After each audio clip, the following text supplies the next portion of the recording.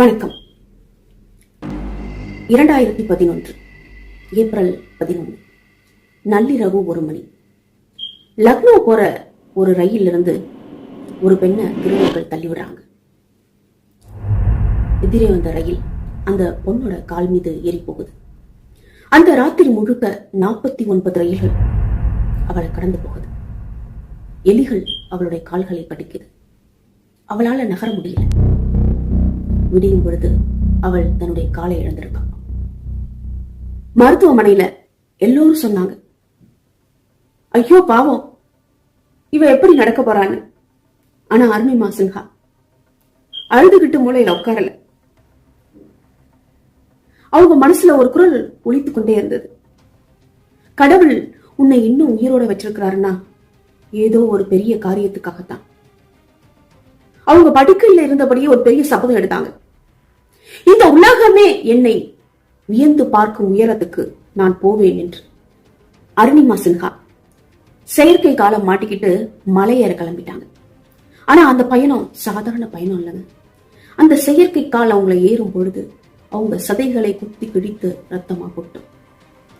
மலையேறி போகும் பொழுது அவருடைய ஷெர்பா சொல்றார், ஷெர்பானா மலையேற அவங்களுக்கு உதவியாகவும் உதவியாளராகவும் இருக்கிறவங்க, வழிகாட்டுறவங்க தான் ஷெர்பான்னு சொல்லுவாங்க.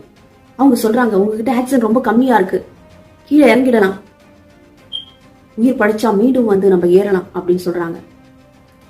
அதற்கு அருணிமா சின்ஹா சொன்ன பதில் தாங்க இந்த உலகத்தை அதிர வைத்தது. நான் இங்க இருந்து திரும்பி போனா என்னுடைய மரணம் கீழே தான் இருக்கும். நான் சாகிறதா இருந்தா இந்த எவரெஸ்ட் உச்சியில தான் சாவேன். ஆனா சாகிறதுக்கு முன்னாடி நான் யாருன்னு இந்த உலகத்துக்கு காட்டாம போக மாட்டேன். மே 21, 2013 உலகத்தோட மிக உச்சியில நின்னு நம்ம இந்திய கொடியை பறக்க விட்டாங்க. கால் இழந்த ஒரு பெண்ணாக அல்ல, உலகத்துக்கே தன்னம்பிக்கையை சொல்லி தர்ற ஒரு பேராற்றலாக அங்க நின்னாங்க. இன்னைக்கு உலகத்துல இருக்கிற 7 உயரமான சிகரங்களையும் அவங்க ஏறி முடிச்சிருக்காங்க. நண்பர்களே, நம்ம வாழ்க்கையில ஒரு சின்ன பிரச்சனை வந்தாலும் உடஞ்சி உட்காந்துடும். ஆனா அருணிமா சின்ஹா சொல்றது ஒன்னே ஒண்ணுதான், ஊனன்றது உங்க உடம்புல இல்ல, மனசுல இருக்கு. நம்ம மனசு தைரியப்படுத்தினா இமயமலையே நம்ம காலுக்கு கீழே தான். அருணிமாவோட கைடு ஷெர்பாவை கையை விரிச்சிட்டாரு. ஆக்சிஜன் இல்ல, திரும்பி போயிடு. ஆனா அருணிமாவுக்கு ஆக்சிஜனை விட அவங்களுடைய லட்சியம் தான் மூச்சா இருந்துச்சு. அருணிமா சின்ஹா நமக்கு சொல்லிக் கொடுத்த பாடம் ஒன்னே ஒண்ணுதான், நம்ம உடம்புல இருக்கிற ஊனத்தை விட நம்ம மனசுல இருக்கிற பயம்தான் மிகப்பெரிய ஊனம்.